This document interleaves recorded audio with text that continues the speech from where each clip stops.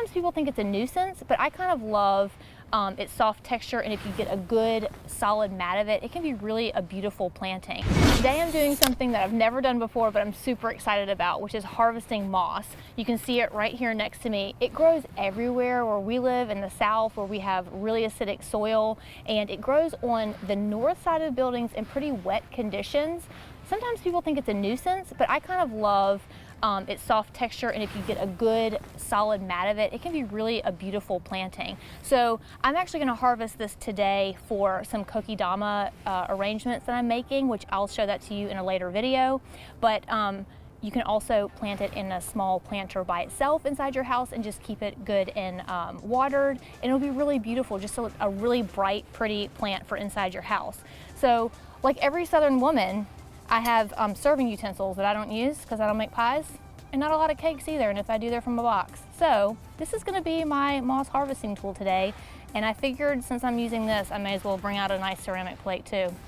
I mean, if I had a piece of china, I'd use that. Anyway, so we're gonna harvest this today. Basically, you just need a good sturdy, some people use, it needs to be flat like this, so some people will use like a paint scraper, a wide blade paint scraper. Seriously, I don't have one, so this is what I'm using.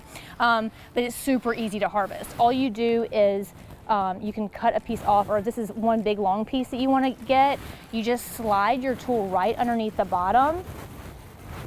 And you see how it's kind of pulling up a little bit, like that? You just slide it under there. I'm gonna get kind of in chunks here, and I'm gonna slide under it, and then I'm just gonna stick it on this plate. And when I go to do my kokedama, I'll put it back together again in the shape that I want. But you'll see that it comes with, look how terrible this soil is, guys. It's like red construction soil. This is the kind of stuff, the kind of soil that this kind of moss really loves. There's a million different kinds of mosses. I'm sure there's one that grows in your area that you can harvest just as easily. It may not be this exact kind, but it's that easy. And once you get it back to the project that you're gonna use it for, you can make it wet again, put water on it so that it will, it'll start off with a good foundation for your project. I think this area here is gonna be enough for what I need. And